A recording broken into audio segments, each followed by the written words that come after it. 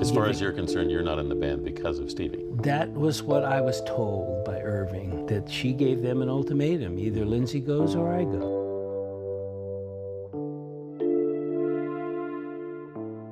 In the 1960s, Fleetwood Mac was at the peak of their success.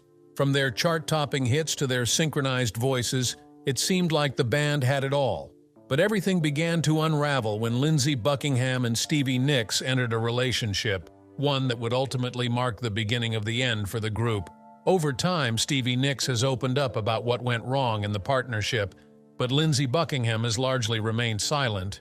Now, after all these years, Buckingham is finally breaking his silence on both Stevie Nicks and Fleetwood Mac.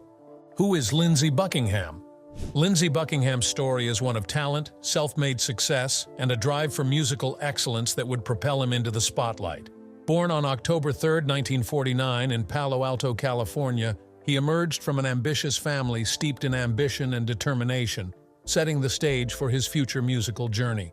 But before Lindsey Buckingham became a renowned name in music, before his iconic role in Fleetwood Mac, he was a young boy with a simple dream and a toy guitar in his hands.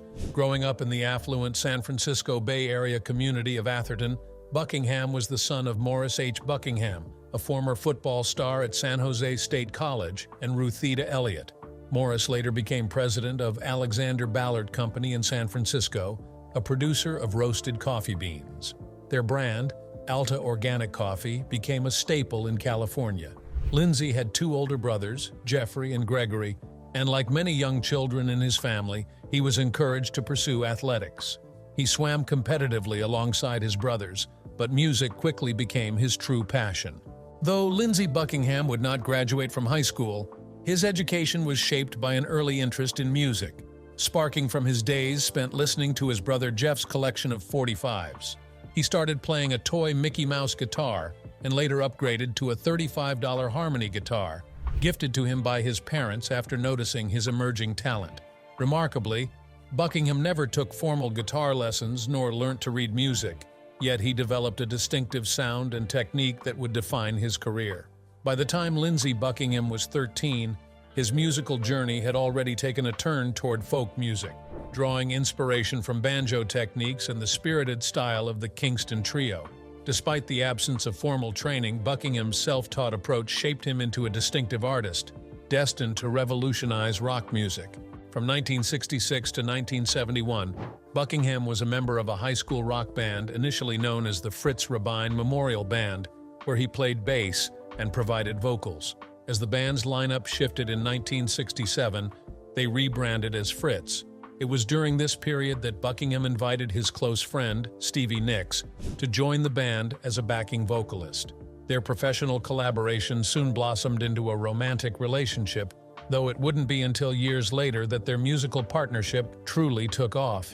In 1973, Buckingham and Nicks recorded 7 demos on a half-inch 4-track Ampex recorder at Buckingham's father's coffee roasting plant in Daly City. They then made the bold move to Los Angeles, chasing the dream of securing a recording contract. Their persistence paid off when Polydor Records signed the duo, and in September of that year, Buckingham Nicks, their debut studio album, was released. However, the album didn't find commercial success, and Polydor dropped them shortly after its release. With little money coming in from their failed album, Buckingham found himself touring with Don Everly's backing band, stepping into Phil Everly's shoes to sing his parts. Though it was a difficult time for Buckingham and Nicks, this period would lay the groundwork for their future musical journey, which would eventually lead them to join Fleetwood Mac, a decision that would change their lives and the face of rock music forever. Fleetwood Mac and mainstream success. While investigating Sound City Recording Studio in California, Mick Fleetwood came across Frozen Love, a track from the Buckingham Nicks studio album. Impressed by the song, he asked who the guitarist was, and by chance, Buckingham and Nicks were also recording demos at Sound City.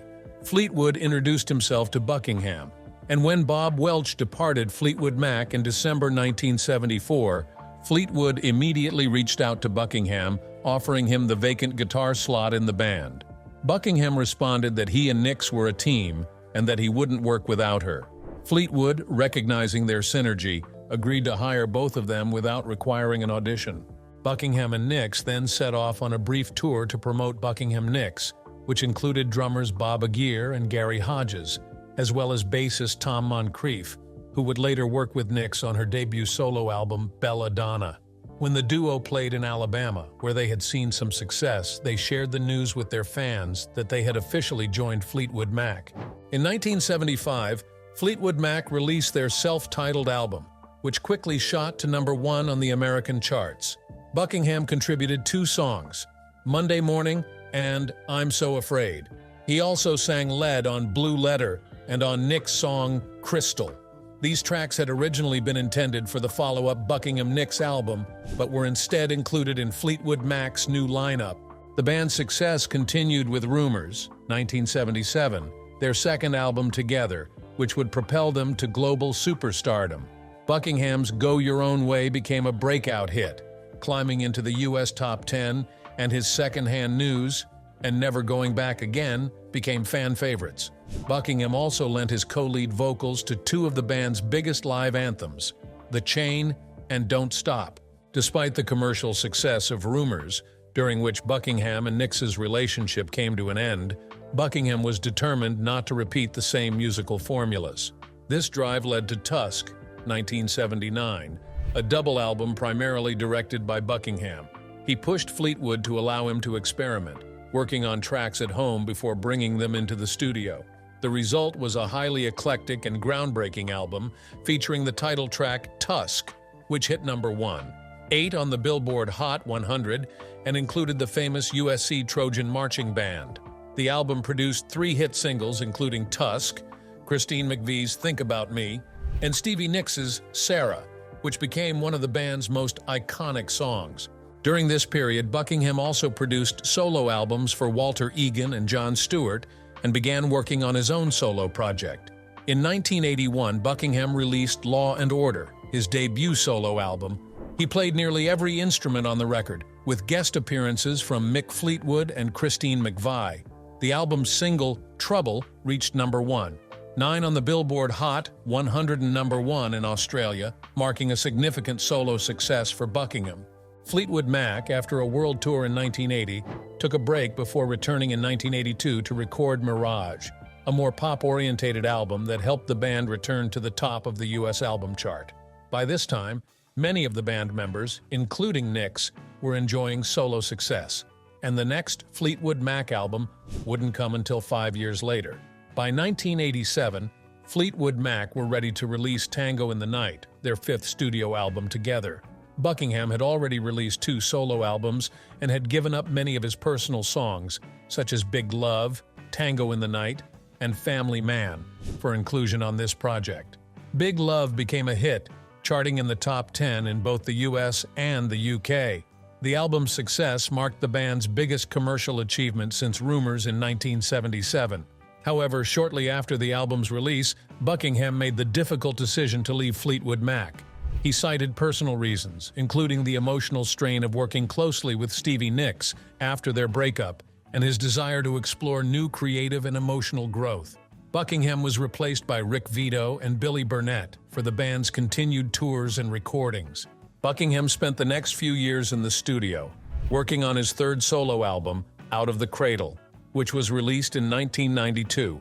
Many of the songs on the album dealt with his relationship with Nicks and the emotional complexities of leaving Fleetwood Mac. Why did Stevie Nicks and Lindsey Buckingham break up? The emotional roller coaster that was the relationship between Lindsey Buckingham and Stevie Nicks is one that could easily fill pages of rock history. In fact, both of them have already written songs about it, songs that have since become iconic in the world of music. Fleetwood Mac's Dreams, written by Nicks, and Go Your Own Way, penned by Buckingham, are just 2 tracks that encapsulate the passion, heartbreak, and complicated love that define their relationship. Their story began in the late 1960s in Palo Alto, California, when they were high school seniors.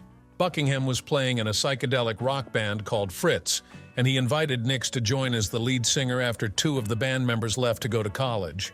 Initially, the 2 shared a mutual interest in music, but there was no romantic involvement at that time. However, as the years passed, their professional partnership soon blossomed into something much more personal. Fritz lasted until the early 1970s, with both Nicks and Buckingham dating other people throughout their time in the band. It wasn't until the group disbanded and they both decided to move to Los Angeles that the couple truly formed. As Nicks would later reflect in her biography Gold Dust Woman, she wasn't sure if they would have ever become a couple had they not left the band, but their relocation to LA undeniably brought them closer together. However, their timing wasn't perfect. Buckingham contracted mononucleosis, delaying their plans to head to LA for nearly a year.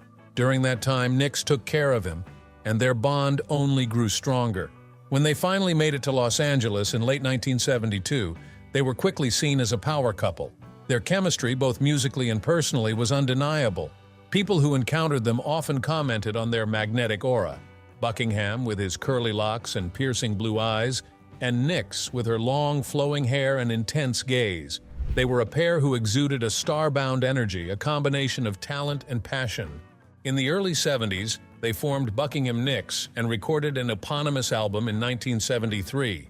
While their album's cover, featuring the two of them topless, became iconic, the album itself didn't achieve commercial success, and they were dropped by their label.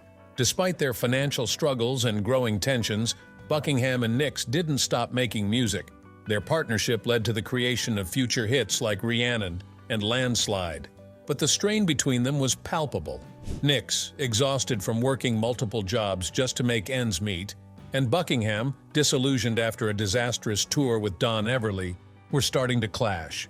In late 1974, Fleetwood Mac, struggling with their lineup, discovered Buckingham's talents while he was recording at a studio in LA. Mick Fleetwood, who was keen to bring Buckingham's guitar skills into the fold, offered him a spot in the band. However, Buckingham wasn't sure. He had concerns about joining Fleetwood Mac, knowing its history of turmoil and turnover. But when Nicks insisted that this was the opportunity they had been working toward since 1968, and that it would allow them both to escape the grind of struggling artists, Buckingham agreed. The duo's decision was made, and they were both hired by Fleetwood Mac without an audition. Thus began their journey with Fleetwood Mac, leading to their first album together, Fleetwood Mac, 1975, which catapulted them into stardom. However, it wasn't without personal consequences. During the making of Rumors, 1977, their relationship deteriorated, and they broke up. It was during this time that songs like Nicks' Dreams and Buckingham's Go Your Own Way emerged, tracks that reflected the turmoil and heartbreak they were both enduring. But despite their personal struggles, Rumors became one of the best-selling albums of all time, earning multiple Grammy Awards. As Fleetwood Mac continued to tour and record, Buckingham and Nicks' dynamic shifted, yet their shared musical legacy remained unshakable. Their tumultuous on-again, off-again relationship left its mark on rock history, and it's no surprise that Fleetwood once joked that he and John McVie might one day write a book about the drama, though, as he quipped, no one would believe it. The ongoing saga between Lindsey Buckingham and Stevie Nicks is nothing short of a rock and roll soap opera filled with love, loss, and musical brilliance. As Nicks once reflected to Rolling Stone in Lindsey's mind, all the women who came after her were chasing the rich rock and roll star version of him, not the person she had seen before fame. She believed their unique bond came from knowing each other before the world knew who they were, before the success, the fame, and the storm of Fleetwood Mac. It was a connection born from raw, unadulterated beginnings, something that seemed to stand apart from the later chaos. As their professional lives evolved, so did their personal ones. Nicks, while still deeply connected to Buckingham, was not immune to the allure of other famous rock stars. In 1977, she briefly had an affair with Fleetwood, who was at the time married for the second time. This complicated web of relationships added layers of tension, though it didn't seem to destabilize the band in the way one might expect. Fleetwood Mac, despite the intimate entanglements and breakups, continued to work together, creating some of the most timeless music in history. In 1976, Fleetwood himself acknowledged the unusual nature of Fleetwood Mac's dynamics. "It's an unusual situation," he said, referring to the way the band had managed to stay together despite the personal upheavals. "When we walk up on a stage, the band is very close. We're not one of those bands who detest each other." At least on the surface, it seemed that the group were able to work through their tensions and maintain a cohesive front for the public and for their music. But behind the scenes, things weren't always as smooth as they appeared. As Nicks later confessed, during performances of breakup anthems like Silver Springs, she and Buckingham would often exchange eye daggers in front of packed stadiums. Silver Springs, written by Nicks, was initially meant for rumors, but ultimately ended up as the B-side of Go Your Own Way. The lyrics, with lines like, "So I'll begin not to love you, turn around, you'll see me running, I'll say I loved you years ago and tell myself you never loved me, no," encapsulated the heartbreak and lingering tension between the two former lovers. This song, like so many of their others, was a reflection of the complex emotional landscape they navigated for decades. Meanwhile, Nicks had her own romantic adventures, dating musicians like Don Henley, J.D. Souther, and Joe Walsh, all of whom were deeply involved with the Eagles, another powerhouse band of the era. She was briefly married in 1983 to Kim Anderson, the widower of her best friend, but the marriage didn't last long. Nicks, who never had children of her own, found solace in her niece and godchildren, maintaining close relationships with the next generation of her family. Buckingham's personal life took a different turn after his breakup with Harris in 1984. He eventually married photographer Kristen Messner in 2000, and they had 3 children, a son in 1998 and 2 daughters after they married. Buckingham's focus on family contrasted sharply with his earlier years of musical intensity, but it didn't slow his creative output. Throughout the 80s, both Nicks and Buckingham pursued solo careers, with Buckingham releasing several solo albums and Nicks crafting hits like Edge of 17 and Stand Back. Despite their solo success, neither of them could escape the gravitational pull of Fleetwood Mac. The band, always a reliable source of revenue, would regularly bring in hundreds of millions of dollars during its tours, making it impossible to stay away for too long. The final breakup between Buckingham and Fleetwood Mac came in 2018. Tensions had been simmering for some time, particularly when Buckingham asked for a 3-month delay in the tour schedule to promote his solo work. The rest of the band were open to the delay, but Nicks refused, insisting that the dates would not change. During a critical moment in their relationship, after receiving the MusiCares Person of the Year award, the former lovers traded jabs. Buckingham famously rolled his eyes during Nicks' speech, signaling that the unresolved issues between them were far from over. It was clear then that the emotional and professional divide between Buckingham and Nicks was irreparable. Though Fleetwood Mac's history is defined by musical brilliance, it's also shaped by the complex and often painful personal dynamics between its members, especially the tumultuous relationship between Buckingham and Nicks. What did Lindsey Buckingham have to say on Nicks and Fleetwood Mac?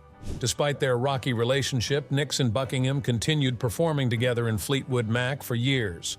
Their emotional tension often spilt onto the stage, including a now viral TikTok clip from a 1997 concert where Nicks stared daggers at Buckingham while singing Silver Springs. Her lyrics, "You'll never get away from the sound of the woman that loves you," culminated in a fierce shout, "You'll never get away, never get away." The two musicians had also exchanged harsh words in media interviews over the years. Their final rupture occurred in 2018, after a behind-the-scenes altercation during the MusiCares Person of the Year concert honoring Fleetwood Mac. Shortly afterwards, Buckingham was fired from the band, as previously reported by the Los Angeles Times. When asked if she regretted not walking away sooner, Nicks said she didn't. "No, I think that all just happened the way it should have. It happened one night, not planned, at MusiCares. I didn't even tell anybody it had happened in my head until the whole ceremony was over," she told Rolling Stone.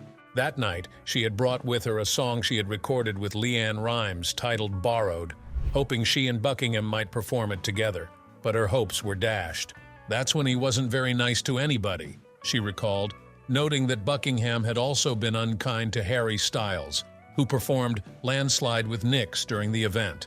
"I could hear my mom saying, 'Are you really going to spend the next 15 years of your life with this man?'" Nicks added. "I could hear my very pragmatic father, and by the way, my mom and dad liked Lindsey a lot, saying, 'It's time for you guys to get a divorce.' Between those two, I said, 'I'm done.'" Nicks had no desire to reunite with Buckingham for any potential Fleetwood Mac farewell tour. "When Christine died, Fleetwood Mac died," she stated. Still, she wished her ex the best, especially following his 2019 heart attack. "I hope he lives a long life and continues to go into a studio and work with other people," she said. "He's also an icon, and he can teach people. He's not stopped in his tracks. He can still make music and have fun.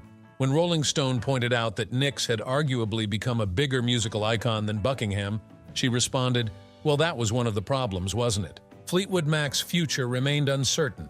Although Buckingham had resumed speaking to some former bandmates and expressed willingness to return, saying he'd be back like a shot if they invited him, his comeback hinged on Nicks. He believed the most recent tensions began in 2017, when he asked to delay a Fleetwood Mac tour by 3 months so he could release and promote a solo album. "At least one person in the band," he said, referring to Nicks, "wasn't very receptive to that."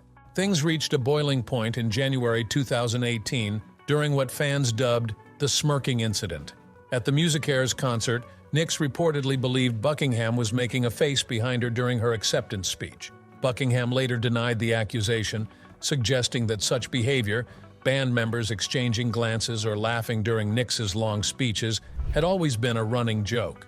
Though no single incident appeared to have directly triggered Lindsey Buckingham's firing, years of tension and conflict finally reached a breaking point. Just days after the 2018 MusiCares Person of the Year concert, he received a phone call from the band's manager, Irving Azoff, informing him that he had been dismissed from Fleetwood Mac. According to Buckingham, Stevie Nicks had given the band an ultimatum.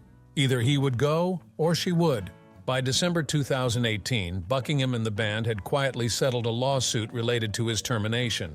However, Nicks publicly denied his version of events. In a statement, she wrote, "I did not demand he be fired. Frankly, I fired myself. I proactively removed myself from the band and a situation I considered to be toxic to my well-being. I was done. If the band went on without me, so be it." Though their romance didn't last, the story of Nicks and Buckingham, equal parts beautiful and painful, remains one of rock's most legendary entanglements. Stevie Nicks' dating history. Stevie Nicks' love life and music career often went hand in hand. In the 1970s, she was part of one of rock history's most famous love triangles, involving her Fleetwood Mac bandmates Lindsey Buckingham and Mick Fleetwood. Nicks and Buckingham's long-term romance ended after they joined Fleetwood Mac in 1975. However, they postponed their breakup to keep the band moving forward, Nicks told The New Yorker. While recording Rumors in 1977, both Nicks and Fleetwood were dealing with broken hearts. The album, which became one of the best-selling albums of all time, was fueled by the band's personal struggles. Nicks and Buckingham had just broken up, while Fleetwood had just remarried Jenny Boyd, whom he had divorced the year before. They would divorce again in 1978. In the middle of promoting Rumors, Nicks had a brief affair with Fleetwood.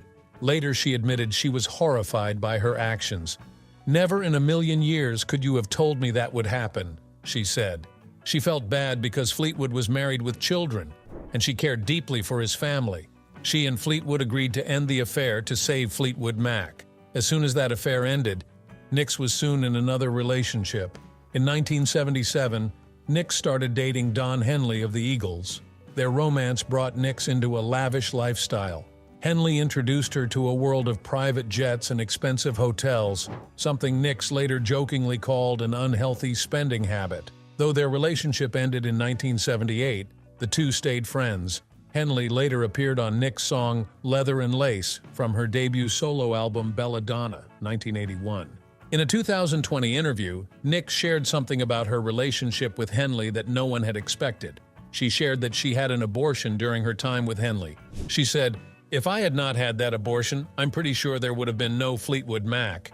The intense work schedule and drug use at the time made it impossible for her to have a child. Nicks also revealed that Fleetwood Mac's 1979 song Sarah was actually inspired by her pregnancy and a friend named Sarah. If she had married Henley and had a daughter, she would have named her Sarah. Interestingly, Sarah Fleetwood would later become Mick Fleetwood's wife. In 2019, when Nicks was inducted into the Rock and Roll Hall of Fame for her solo work, Henley joined her on stage to perform their duet Leather and Lace, celebrating their lasting friendship, Nicks and Jimmy Levine. In the early 1980s, Stevie Nicks secretly began dating Jimmy Iovine, co-founder of Interscope Records, who was producing her first solo album. Nicks wanted a sound similar to Tom Petty's, so she reached out to Iovine, who was a friend and producer for Petty. Iovine and Nicks quickly became close, and Nicks credited Iovine for helping launch her solo career during her 2018 Rock and Roll Hall of Fame induction speech. "Things moved fast in those days," she said, recalling how they were living together just 10 days after getting into the studio. To keep their romance discreet, Iovine would sneak Nicks into his basement when Tom Petty came over to maintain his professional relationship with the singer. Though their relationship was short-lived, Iovine and Nicks continued to collaborate for years. In 1982, Nicks faced a heartbreaking loss when her best friend, Robin Anderson, died of leukemia. As godmother to Robin's son, Matthew, Nicks felt a strong responsibility to help care for his family. She married Robin's widower, Kim Anderson, out of grief, but she soon realized their marriage was a mistake. "We didn't get married because we were in love," Nicks admitted. "We got married because we were grieving." They divorced 3 months later, but Nicks remained close with Matthew and has taken on a grandmotherly role in his daughter Robin's life, named after Nicks's late friend.